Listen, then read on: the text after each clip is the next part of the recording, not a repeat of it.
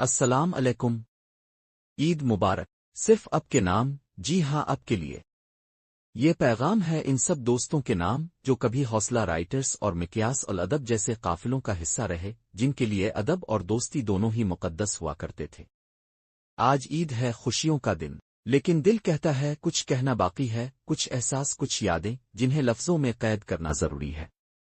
آج کے دن سب مصروف ہیں، وقت جیسے کسی کے پاس نہیں، مگر ایسے دوستوں کے لیے جو کبھی زندگی کا روشن حوالہ تھے، دل میں گھر کر گئے، یادوں میں بستے رہے۔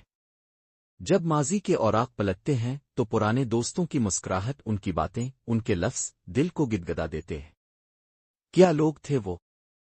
ادب کی دنیا کے روشن ستارے، ان کے قلم میں اثر، ان کے لہجے میں سچائی اور لفظوں میں خلوص جھلکتا تھا۔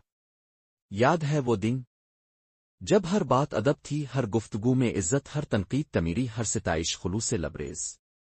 آج کی طرح نہیں، نہ مقابلہ بازی، نہ خود نمائی۔ پرانے دوستوں نے ہمیں سکھایا کہ ادب صرف الفاظ نہیں، زندگی کی سچائیوں کا عکس ہے۔ وہ لوگ مشکل وقت میں خاموشی سے ساتھ دیتے، بے لوث محبت کرتے اور دوسروں کی مدد کو فرض سمجھتے۔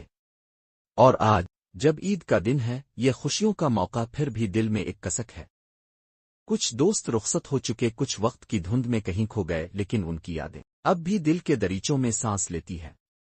اگر تمہیں یہ تحریر کہیں مل جائے تو جان لینا کہ آج عید کے دن تم بہت یاد آئے۔ تمہارا ساتھ، تمہاری محبت، تمہارا تعاون میرے دل کی سب سے قیمتی متاع ہے۔ چاہے تم مجھ سے دور ہو، لیکن تمہاری یادیں ہمیشہ میرے ساتھ ہیں۔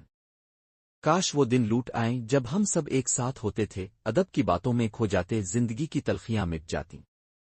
2 دن سے سوچ رہا ہوں، یہ سب دل سے کہنا ہے، اور جب چہرے نام، پرانی باتیں آنکھوں کے سامنے آئیں تو دل نے کہا سب کو پکارو اجتماعی طور پر۔